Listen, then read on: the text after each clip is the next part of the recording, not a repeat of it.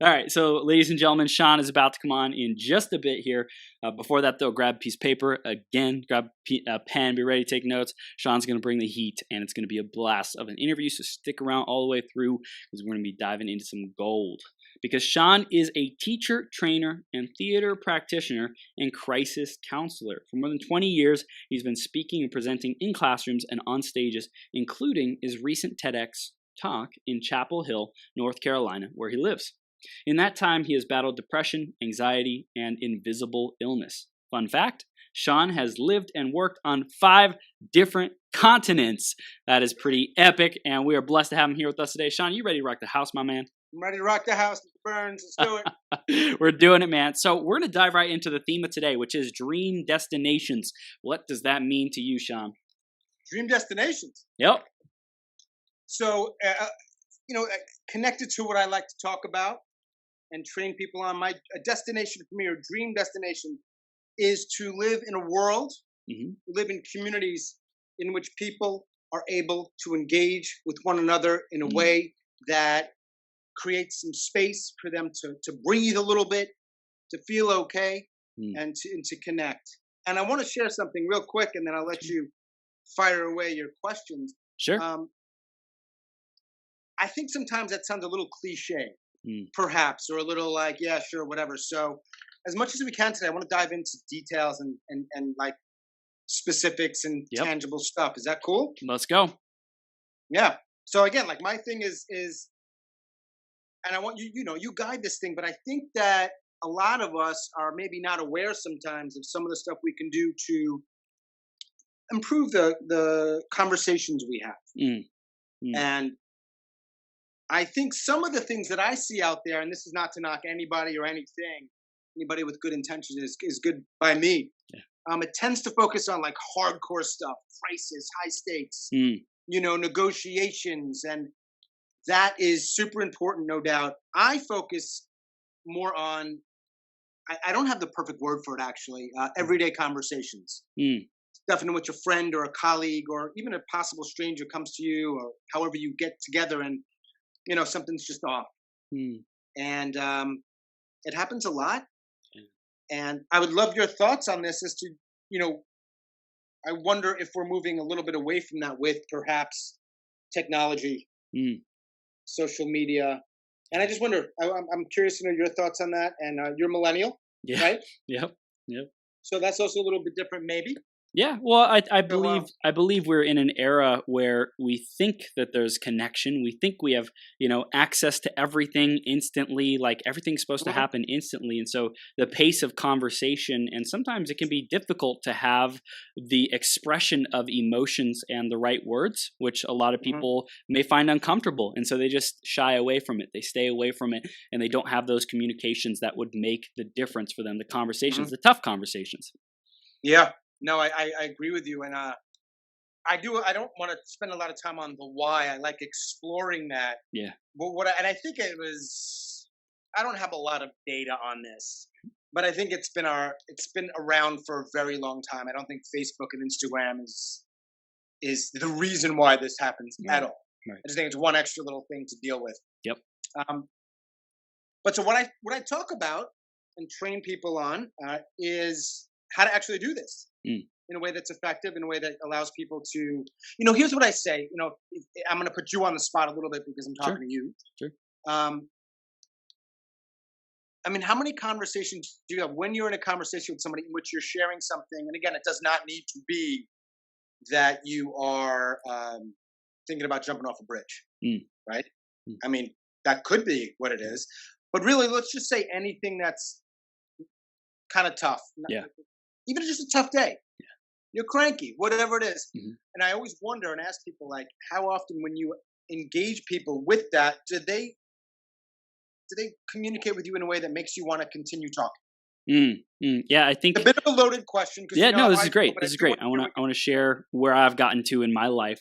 I still find it difficult to have these conversations. I find it difficult to have real conversations with my dad, especially tough conversations, things that I want to share that like actually open up our relationship and that I am concerned of being judged by. Also, when I have a tough day, I'm the type of person who says I get to stay in my positive energy and like really just stay in that, and that can power through the negativity and the shame and whatever else is coming up, right? So I'm more the type of person who tends to keep things bottled up. But when I do share things with other people, I'm very grateful because a lot of the people I'm around are like more conscious, more aware, and especially my girlfriend, coach, business partner, things like that. They really hold a space for me to share the tough stuff and say, bring it to me. Come on, like I know you probably don't want to do it. It's going to be uncomfortable for both of us, but let's hash through it, because if it's coming up for a reason. So let's take a look at it.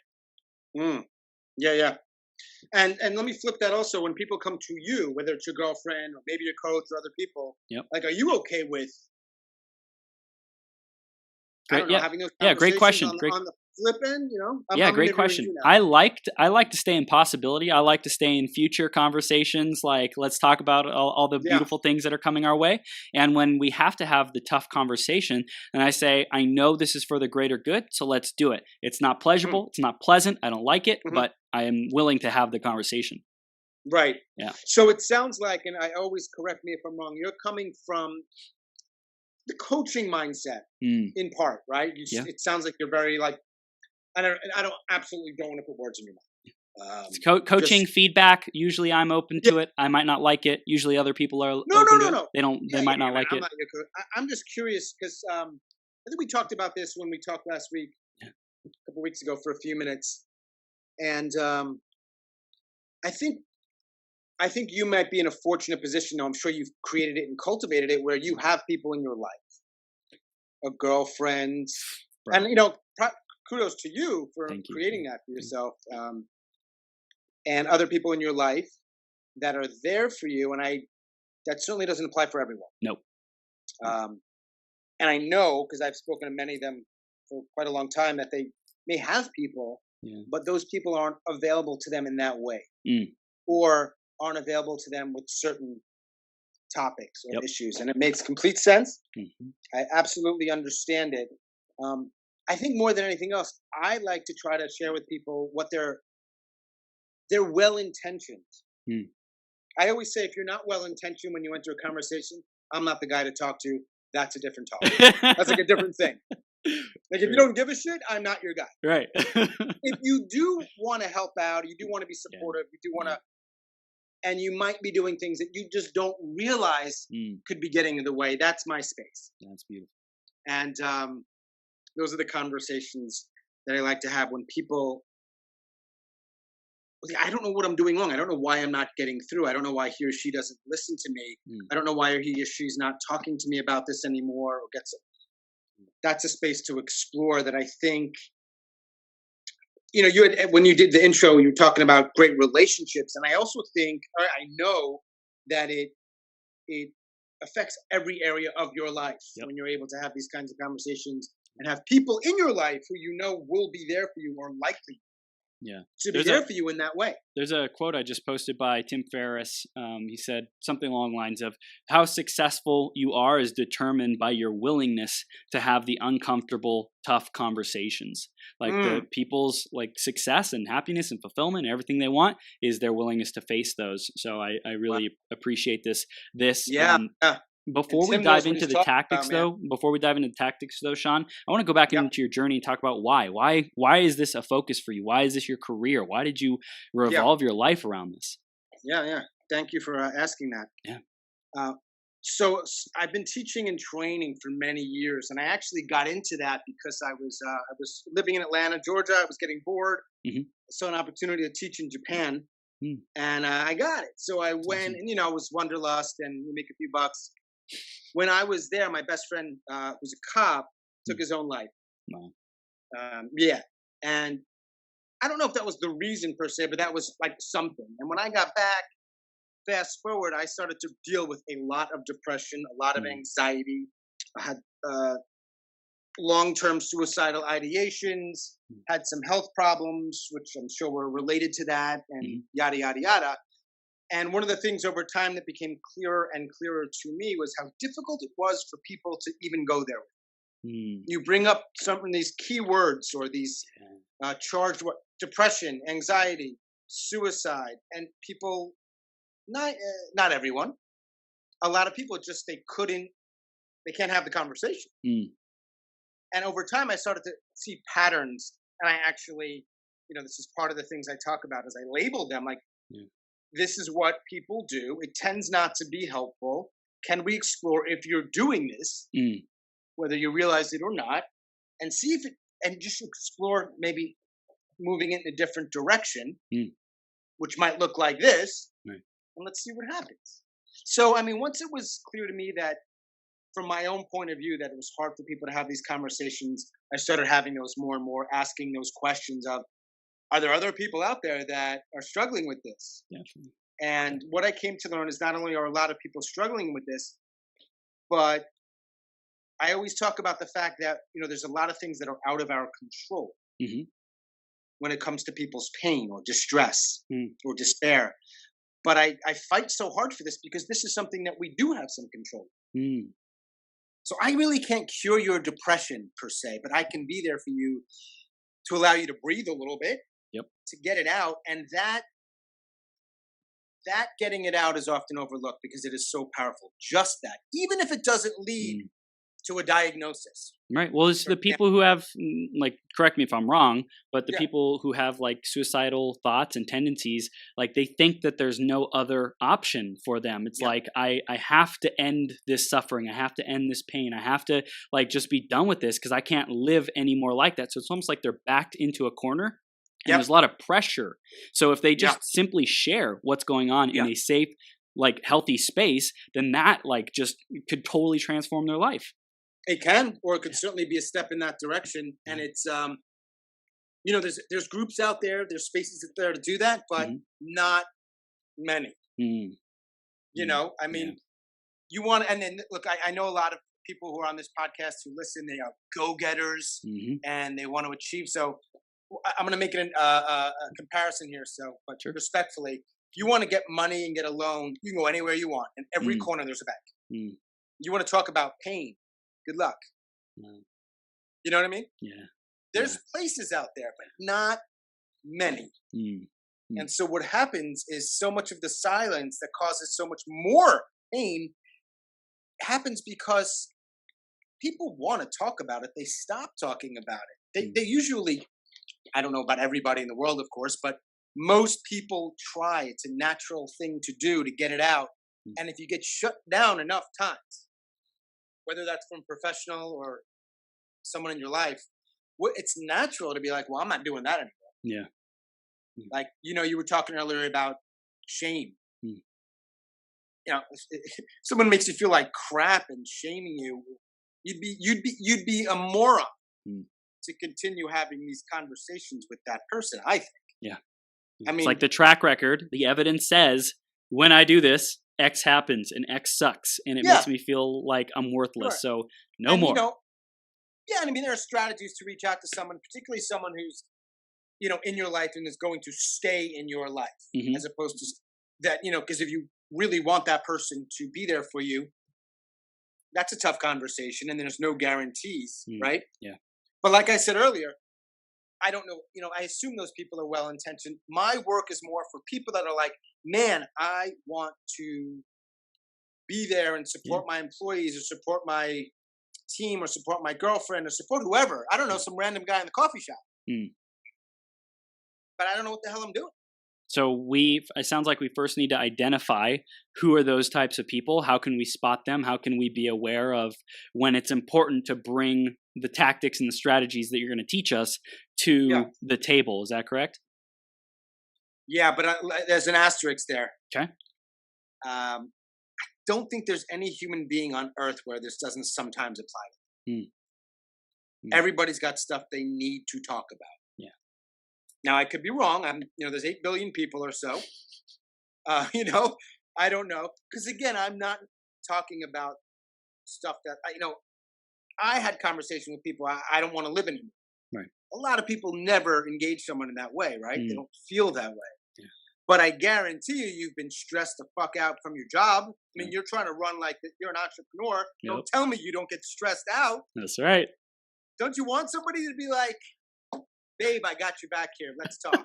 Let's have a glass of wine and just talk about it. Yep. And if that person in your life or those people in your life were not creating a space for you to open that space for you to talk, that wouldn't make it any easier. I promise you that. Right. I think so. Correct me if I'm wrong, please. But No, I agree, man. So the asterisk is like a lot of people, almost everyone feels this way, feels that having the pressure taken off us, having someone who really gets us and really can see us and allow us to share what's going on, it would make the whole world better. It sure would. Yeah. And even, I press people even more. Maybe I'm, maybe I'm not thinking straight, but even these casual conversations we sometimes have with people. I mean, if you're at work, of course, we're not going to necessarily get into a 30-minute deep conversation. Like that's not practical. It's silly. It's not necessarily your relationship. Right. But it might be a little bit more of a Western culture thing of how we are often so dismissive without meaning to be a jerk. Right. Just it's sort of like deflecting things, and you don't necessarily have to do that. You could have the same length of time together without being that way. And I think those little things also add up. So tactically or strategically in the field, so to speak, what does it look like to deflect or dismiss, and how can we do something differently? Yeah. Let me add a few others that I think are just a handful of things. And as I ask them, I want you to share, and also those people who are listening, have them. I'm curious to see if people in their lives do this to them. I'm not worried about what they might do. Like, do people deal with this? And I would be shocked if no one says absolutely. So, in no particular order, I'm going to run them down real quick. Probably are familiar with them. This is nothing necessarily new. Do you deal with people who try to fix you or your problems? Do you run into people who minimize or even deny what you're going through? I only have a couple more. There's a longer list. Do you run into people who compare you to other people? And do you run into people who tell you why you are feeling the way you are feeling? I don't have a fancy one word for that one. You know what I'm saying? It's not like fix, minimize, compare. I'm still working on that word. And here's the interesting thing about all of those. Sometimes they can be helpful. I know, blaming is never helpful. I don't talk about that because, like I said, if you're blaming people a lot, I'm not your guy at it. There's other people that can help you more. Right. I like to focus on the stuff that people, like I said, people may not be realizing, and it's especially tricky because, like, there's definitely times when I want a solution and, hey man, can you help me figure this out? Right. There's definitely times when I want someone to reframe something for me. There's times when I want someone to help me figure out the whys. Why is this going on? There's times when it feels good to know that I'm not alone and other people, but it can also often be harmful. And so that's the rub. That's the tricky part. Well, would you say it's emotional intelligence is the bridge, so to speak, like actually having sensory acuity, being present with someone, not just like a generalized pattern of how do I solve this, or how do I deal with this? What's in my file cabinet of how to deal with this, but rather something else? Yeah, for sure. I think the default that we often do, and again, I'm going to ask you, you're good at conversing, not necessarily just interviewing me, which I appreciate, is our default tends to be we listen to respond. We're waiting our turn, which is what we do a lot during our day. In part, we're doing it right now. And if you observe any conversation, that's the natural flow. I got to hear, I'm listening, and in part, I'm waiting to talk.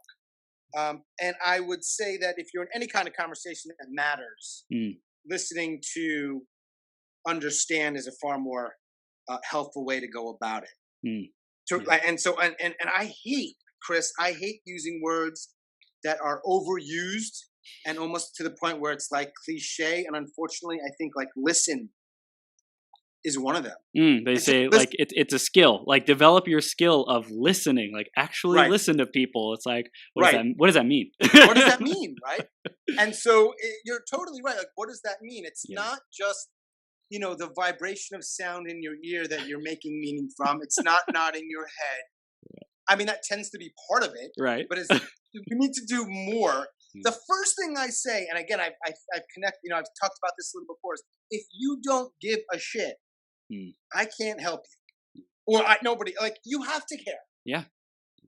So if you don't, let's just be real about it. And if you don't want to enter into that conversation, don't. But I think if you enter into it and your intentions aren't in a good place, it shows. I think people tend to realize, like, oh, okay, they're doing me a favor by sitting with me for a minute, but I don't feel any better, or I might even feel worse. So, and that's what that would be caused by someone sitting down, but not really having the intention of getting and understanding someone, and just like being there physically in their body. Yeah. But not like and I think people get caught up sometimes, which I understand, with the words. Like, what would I actually say here? Yeah. Which is a great question. Right. And I'm I often give my thoughts as to what might be helpful or beneficial. We don't know until you actually do it. Yep. Right? There's no guarantees with human beings. Oh, Chris, I lost my points.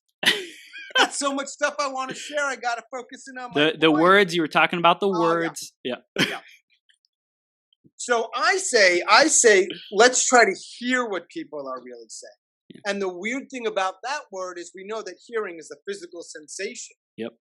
But we also know it as like someone wants to be heard in a sort of passive form. And I like that as I like to frame things that way, because you could listen. And what I'm talking about active listening might be the same thing as really hearing someone. But I just like using a different word. It makes me feel. I like witness. I like witness. Yeah. Powerful, like observer of like how, like if I was a fly on the wall, what would I see? How am I recognizing this person and being with this? That's great. It's the being. It's the being. It's like it's the tactics, the what you say. That's great. But how do you practice? In reality, being with someone, being a witness, being present, that's a whole nother thing. It really is. And I think most of the time people know when you're there. Yeah. The challenge, I don't know exactly what you mean by witness. And with most conversations, though, you do have to say something. Yes. Yeah. There probably are times when you don't have to say anything and it would help you. But usually there's some sort of give and take. And that's sometimes what is challenging, because if I say, listen, ma'am, I got some stuff to share, but you can't fix, you can't minimize or deny, you can't compare, and you can't tell me why I feel the way I feel, or I'm asking you not to. What, like, I think for some people, let's say, after they give it some thought, like, what else is left? Yeah. Now, some people might be listening to this and be like, dude, that's so obvious, I know. And to them, I say, I'm glad you know. I promise you, there are a lot of people that don't know that. So for those people, I'm talking to you. Yeah. Yeah. Yeah. Would you say that the solution, like what comes to me is being, and that's a very spiritual kind of concept. Yeah. Like to really spiritually be present and listen. Like there's I'm listening to someone's soul. Like it's not the physical body, but like what is going on, the emotion, the spirit. Yeah. It's the composite that we're really interacting with and engaging with. I don't think everyone has your intentions or perhaps gift. But again, here's how I frame it. And it's different, but I'm sure there's plenty of overlap. Sure. Because I said earlier, like listen to understand. I actually prefer, for me, listen to learn. That works for me, man. Because you can't do those things that I say closed conversations often, like the fixing in that list. That abbreviated list, you can't be in a state of learning and do those things. So for me, when I enter into it with a mindset of learning and exploring, it's really hard for me to do those. What's beautiful, it opens up some space for them I always it's very connected to this. I am not the expert. I'm the expert for me. I'm my own expert. Right. They are the expert of them. Right. They're the expert of what they're going through. Even if what they're saying, you say, oh my God, they are in la la land. It doesn't matter. It may matter in an hour from now when you're trying to help. This person wants help trying to come up with a solution. But in that moment, I would not assume that they want any of those things. I would, for me, and it helps others sometimes, is just listen and learn. Learn. Like, so what does it sound like when you're learning? Like for me, when I'm learning something, I tend to be pretty curious. Yep. Like, how does that Tell work? me more. Tell me more. Tell me more. Like, what do you mean? And if you're, and again, I don't know how much people can sort of create curiosity. I mean, you can cultivate it. I'm not sure if it's one of those things. I think you generate it. I think in every moment you generate, am I going to pretend? What I'm hearing as well, and let me bounce this off you, righteousness, like righteousness of a ego, of a perspective. Yeah. I'm right. I know how to fix you. I know why you're doing it. I know who to compare you with and box you into something versus like, who is this person? Curiosity and like sincere connection. 100%. And you know what? I don't really think it matters how well you know the person. I don't. Like, here's what I say. If somebody wants help in terms of like finding a solution, 9 times out of 10, they will ask you or tell you, get me a damn doctor. If you know anyone, I'm lost. Can you help me find my way? You know? If somebody wants you to, if somebody wants to explore ways in which, hey, like, why am I doing this? Why do I keep doing this? You know, you might say, hey, man, I don't know. You got to see a counselor. But if they're asking you, then answer. That's cool. But I don't think most of the time people want that. And I think if they do, they'll ask. And there's no harm in you asking, hey, do you want to explore some ways in which we can figure this out together? Yes, great. No, all right. Let's keep chatting. You know what I'm saying? It's like things get broken down, and to me they're simple. One of these things where it's like simple but not easy. Just ask. You know, for years in my life, I wonder why I wasn't meeting women. Someone said to me, "Are you asking women out?" I said, "No." They go, well, that's why. Go ask someone out. Just ask them. Like, you know, I mean, it wasn't so simple for me. I had some stuff around all that. You know what I mean? Like, it's simple but not easy, right? Just ask them. Hey, man, you want some help with that or this particular thing? Or I know for me, when I'm on the receiving end, that is such a radical, beautiful, space-opening thing. Because the moment you start doing some of those other things, I like to think of it as like I'm kind of swimming upstream a little bit. And it's like, dude, I'm already feeling kind of shitty. Okay? Don't make me work harder here. And if I'm thinking you're going to go in that direction, let's use fixing as an example. It's certainly a very, common one. Man, I'm a little bit less likely to talk now. Because I just think that you're going to come at me with some solution, which I don't really want. And that's the scary part for me, because that adds up. And that adds up, and that adds up. And I know from personal experience, both with a friend of mine and other people in my life and me, that silence that is a result of that is so damaging. And like you said earlier, it's often the difference between someone not being able to function and being able to function. It's not the only thing, of course, but it's, like I said earlier, it's one thing we can do. As opposed to, you know, I can't write you a prescription. I can't diagnose you. I'm not a doctor. But I can shut the fuck up and listen. Excuse my French. Do you speak French? I do speak French. You know, I get a little animated. Sorry. I'm thinking of writing, you know, everybody needs a book now. I'm like, I don't need no damn book.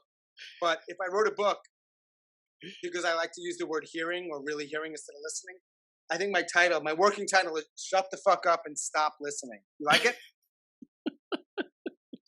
I mean, so the one thing that we haven't talked about, or, you know, I'm sure there's plenty of things, is in addition to kind of avoiding those things, the one thing I would say to any human being in the world, if they wanted to help in any way, and this again could be at work, this could be at church, this could be at home, it could be at school, is stop talking so much. And it's ironic given I rant and blah, blah, blah over here. You're the guest. You're the guest. That's what you're supposed to do, man. Yeah. It's this context. But I teach English as a second language, and then for many years I've been training people on how to do that, like teacher training. The number one rule in that world, and I use this, is in the 80-20 rule. A little corny maybe, but it's, listen, on a good language class when people are learning another language, they should be speaking or practicing whatever skill, like, listening, speaking, reading, writing, 80% of the time, 80 plus, which means you as teachers should really not be talking much. I think it's the perfect ratio. Now, nobody could really measure this, right? I've yet to find a machine that can output that for the last hour, you've been doing it for 81.5, like that. You know what I'm saying? What's my Pareto principle accuracy? Right. It's just like a nice framework for it's good. Just let that person talk. And your goal, I suppose, is, like we've said, we're playing with these words of learning or listening. What does that actually look like can be hard, but they're doing most of the talking. And that's helpful for them. It's helpful for me. I don't know. How do you feel about it? Yeah, I agree, man. I think it takes discipline, takes practice to be able to just say, hey, Chris, shut up and let this person talk. Let them feel seen, feel heard, and feel validated. And I think that, there's a time and a place to share and come up with solutions and all that kind of stuff. And I would say most human beings, it's generally a better practice to listen more to people, because in the space, people can dig deeper into the stuff that has been shoved down.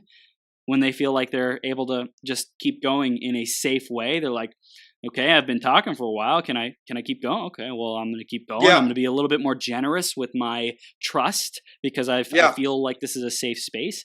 And so I think that's is a beautiful thing, man. Beautiful thing to practice.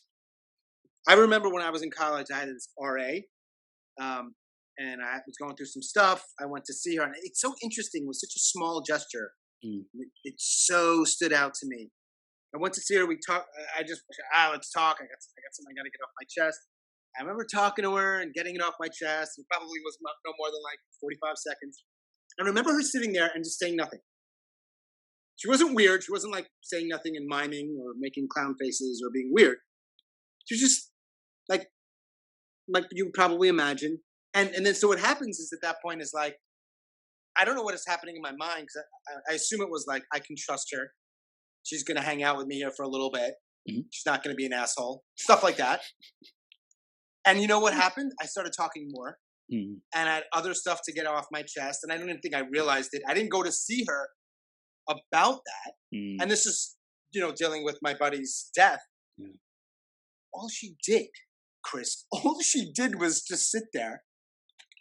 I don't know. It felt like a minute. It was probably 8 seconds. I don't even know. You know what I mean? It wasn't that long. Now, I was I left there being wow, I felt better. And, when we talk, so some of your audience might be more about business. I don't know. Or here's what I remember. I felt a little lighter. And for me, and I assume others and people that I've worked with or talked to about this, it applies. This stuff allows me to perform better. Yep. I mean, even if it was just feeling a little lighter, I perform better. Yeah. I'm more productive. I can focus a little better. We're all looking for those edges a bit, right? Yep. And so if I can provide that to someone, great. And if someone can provide that to me, great. It's cool, man. And as I do it for people as best I can, and it can be hard, I feel better. It's dude, why don't everyone just do this? We'll feel better. Maybe I'm too kumbaya, man. I don't know. No, it's a no-brainer. It is, man. It is. And there's a lot of societal momentum in human being habitual tendencies that is causing it to keep going. So what's the best way to course correct day by day, minute by minute, moment by moment? Nobody's perfect. And we can be more aware of it in every moment. And that's why I think that this conversation and sharing it with more and more people is like what a gift to the world for people to improve their performance, improve their communication, improve their happiness and fulfillment, all that great stuff. And also the people who are on the other end of the spectrum in, let's say, distress and despair and suffering. Like, wow, what a blessing, what a change of destiny for them. Yeah, I agree with you. I think awareness is huge because we're so busy, right? Yeah. We're busy beings. We're busy. And, as I lost you there for a second. Like, for example, on this podcast, you get all these great people. They're giving all this great advice and suggestions. And it's like, it's amazing. It could be a lot. It could be too much. Yep. When you add like the 19 podcast and the things you're reading every day online, and the 48 emails you get every day because you're on people's lists. You know what I'm saying? Yes. Like, holy cow! And then you can't do anything because you're over. So that might be a conversation for a different person or a different day. But the beauty of what I think people can take from this is really, I would start with trying out silence. That's doable. That's something you probably can remember. And I challenge people. I challenge you out there. Should you hear me in my voice? Respectfully, you're not quiet or silent enough. And Chris, I'm going to get in trouble for saying this. And especially if you're a man. I don't care if I get in trouble, man. Guys, shut the fuck up. That's right. No, man, I want y'all to talk and crush it in your lives, but I do think there are moments in which it's a moment thing, right? Context. It's context, man. Everything totally is context is contextual. Yeah, and if people want a particular kind of conversation or help, they tend to ask for it, and there's no harm in sort of asking for permission, so to speak. Yeah. But short of that, let people do what they need to do. That's talking or venting or crying. Like, don't get in their way, man. That's a nice way to put it too, I suppose. Yeah. Just don't get in their way. I think the tough part for some people is when you get into that that deeper stuff, that real stuff, you got to be okay with it. Which sometimes means, oh shit, I got to be okay with my stuff. And that's hard. If I fix you, if I deflect, if I do this, if I do that, I don't really have to be a part of this conversation. So, and again, not to say you're going to do that at work or at the gym, right? But there are moments in your life. There are certainly times, most of us, that's present. Yeah, and I also hear a willingness to say, yeah, this happens to me too. Yeah, you know, like you're feeling like shit. I mean, it might look like my life's always great, but deep down inside, I have some pretty shitty storms going, like sometimes too, that I don't like to share about, and I don't want to talk about, but they're going on. So I want to be here with you, and I think if you could just say that, fuck. If you could say that, and then how about this? To say something like, hey man, I want to hear about everything that's on your mind. Yeah. But let me tell you a little bit more if you have a second about the shit that I'm going through. Just because if you're thinking of it, it's like, all right, if you really feel that stuff is going to help them or allow them to sort of feel a bit better or create space, man, share it. Yeah. If you can. But also, shut up. Right. Well, that's the balance. No, seriously, man, because you do have to talk usually. Yeah. There's something you've got to say, even if it's something as simple as, what do you mean? It's a great question, by the way. I love that question. Or like you said earlier, like something like tell me more, or simple little things like that to keep it going. But whatever. What's that like? That's another great question. Gives people permission to like kind of excavate that area versus, hey, here's the point I'm saying. My life sucks. Right. What's that like? Yeah, what's that like? Is another one, man. And something I'm cognizant of is I try not to, and this is just my way of doing things. I don't want to pepper people with questions. So I'm like, I got to balance it. This is where I think it's a little more of an art than anything else. But I'm cool with sharing my shit always. It's awkward sometimes when someone's like, yeah, dude, that was too much. But I'm glad to do it if I really think it'll make a that difference. In me sharing what I'm going through, briefly perhaps, that it will put them in a space where they feel a little more comfortable sharing what they're going through. If I feel like, all right, that's something that will be helpful. And yes, then I shut up. That's it. Yeah. We got to come up with a mathematical formula for this, but I don't think it exists. Not yet. Something very clear. It's mathematical formula and or the training from birth saying, here's what you're going to encounter on this human journey. Right. It's going to look like this or this or this. It's going to be a shitstorm. Here's some couple of ways that you might deal with it. The rest, hey, you are good enough. You are enough to handle it. Go forth. Hey, let me ask you a question, Chris. Yeah. In your formal education, whatever it was, right? And even your informal, for lack of a better word, education, and however else you've absorbed information, have you ever been taught this stuff?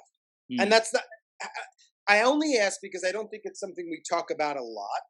And I know for sure that there's an assumption in the world that like people will just sort of naturally, organically absorb it. And I think that's way off. And I wonder, so just because I can't talk to anyone else right now, like what's your experience with that? Yep. How did you figure this stuff out? Because you seem to know a lot. Yeah, my biggest experience that I can point to is Landmark. There's a lot of training there about getting someone, like hearing them, listening, being witness, being present with them, taking yourself and everything that's Chris Burns out of the picture and purely being with them. What is this emotion? What are they saying? What do they mean behind the words? And like the practice of that, the dance of that, the art of that was huge, man. I took that back in the day, man. Yeah.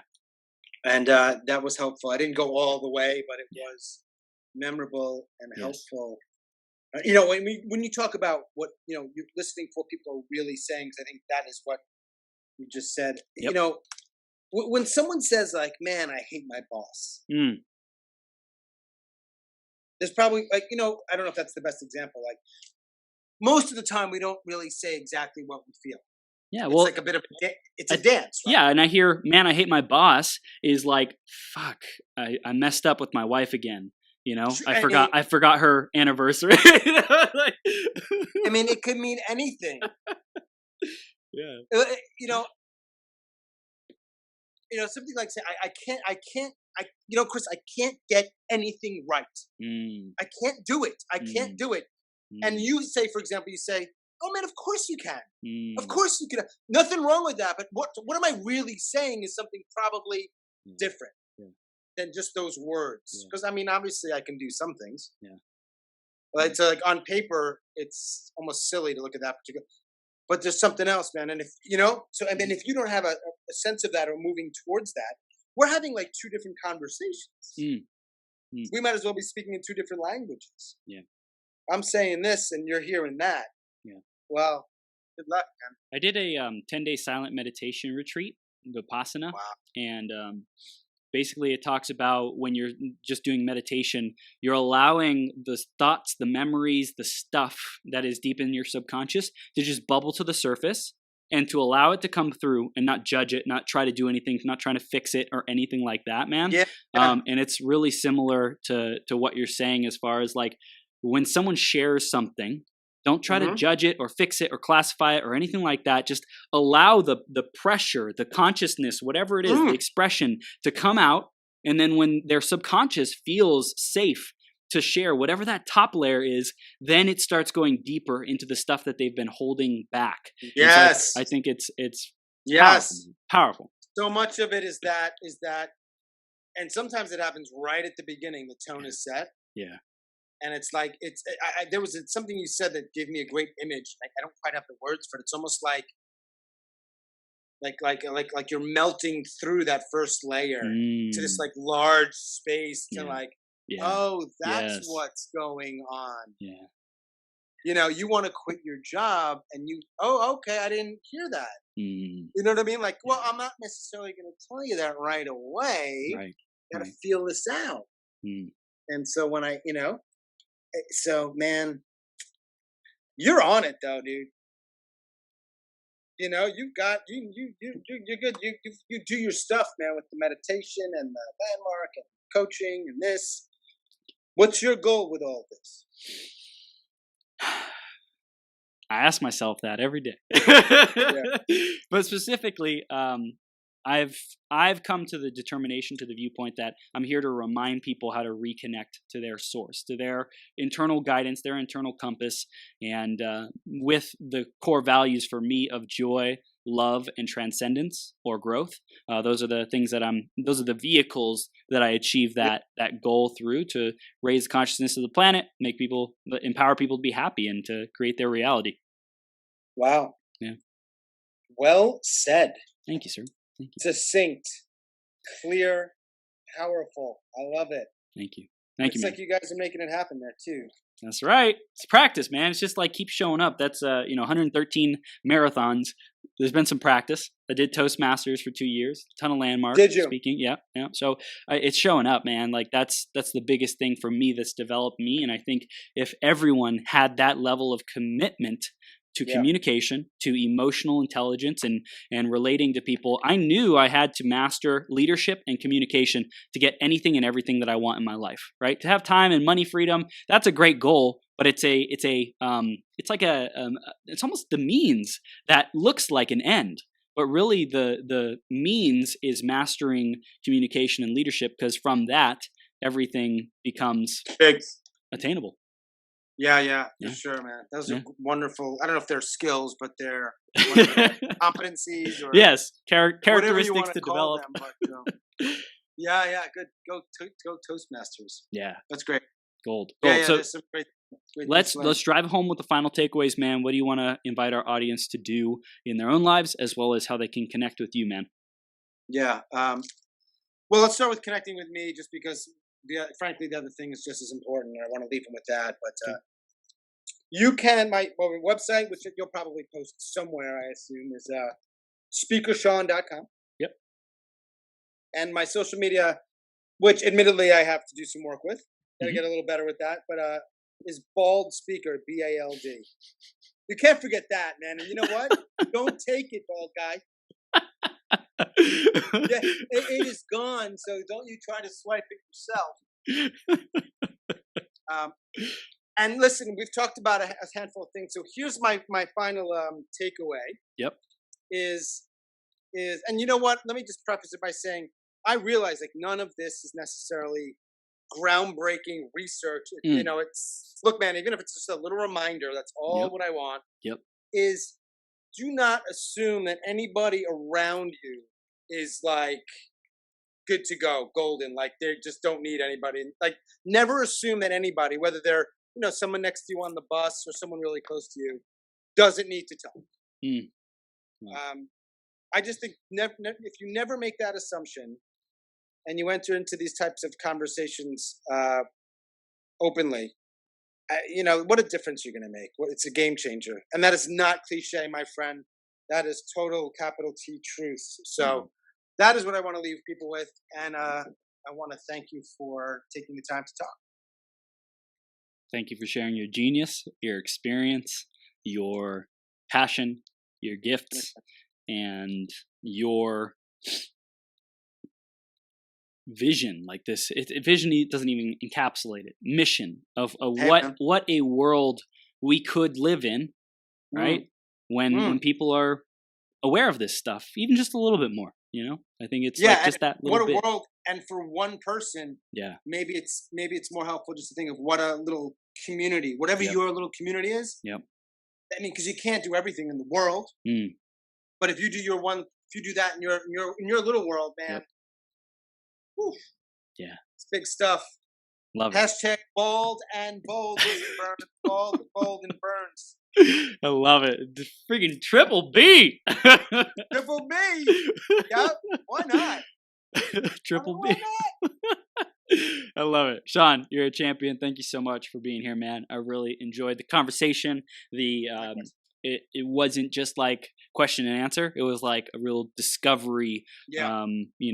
Like really being with the conversation. It was awesome.